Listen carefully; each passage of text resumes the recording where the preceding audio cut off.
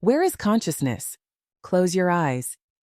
Then, with your eyes closed, try to see the chair you're sitting on.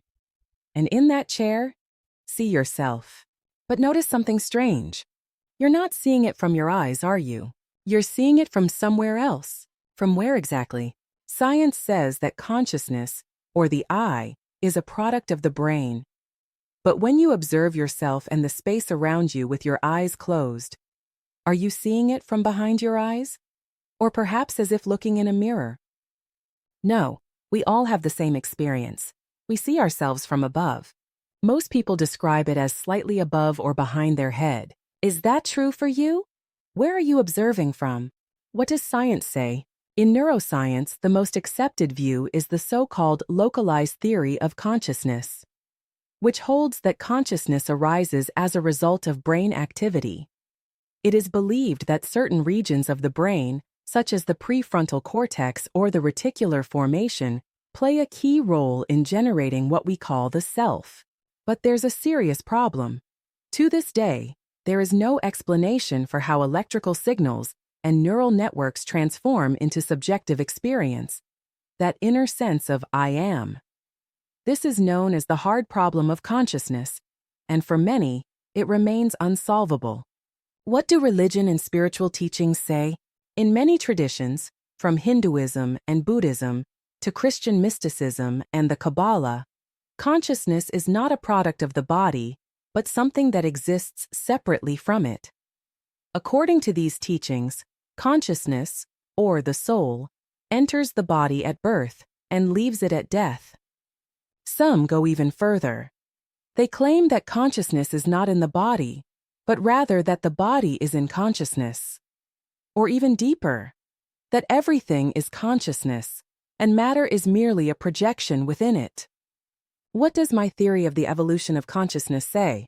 My theory is built on knowledge from various disciplines, but always grounded in experience, both my own and that of many others, as well as on analysis and logical reasoning. According to this theory, consciousness is not located in the body, but in an energetic field surrounding the physical body. Or, if you prefer, we can call it the spiritual body.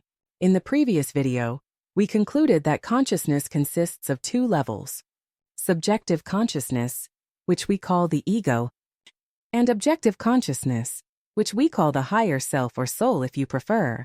It follows that the ego, as part of the personality or the psyche, cannot be located in the physical brain, but resides within this energetic body, together with the psyche and the higher self.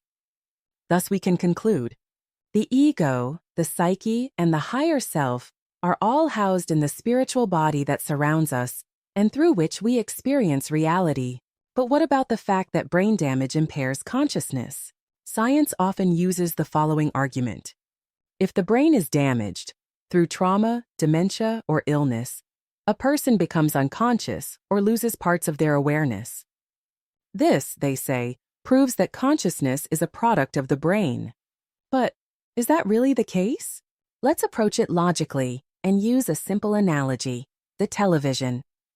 The TV doesn't create the program. It receives the broadcast signal and displays the image on the screen. If the television is broken, there's no picture, or the picture has glitches, or no color, or no sound. But does that mean the program stopped existing? No. The program still exists. The receiver is simply damaged. The same applies to the brain. The brain does not create consciousness. It is a tool through which consciousness is manifested in the body. When the brain is injured, the instrument is impaired, not the source of consciousness. Throughout life, the spiritual body and physical body operate as one integrated unit. Consciousness, or the psyche, expresses itself through the brain, which serves as its channel or interface. So when the brain isn't functioning properly, consciousness doesn't disappear. It simply cannot be expressed. And this actually shows us that consciousness is something above the brain, something that uses the brain, but is not its product. But this leads us to an even deeper question. Where does the energetic body itself come from? If the psyche, the ego, and the higher self are not located in the brain, but in the energetic field surrounding the body, Then where does this field come from? Let's go one level higher. Imagine the physical body as a tool, a vehicle. The energetic body is the operating system that drives this vehicle, carrying your memories, pain, identity, fears, and desires. But even this system did not arise on its own. The true source of the energetic body is consciousness itself. Not as a thought, not as a feeling, not even as a presence, but as the fundamental creative principle of existence.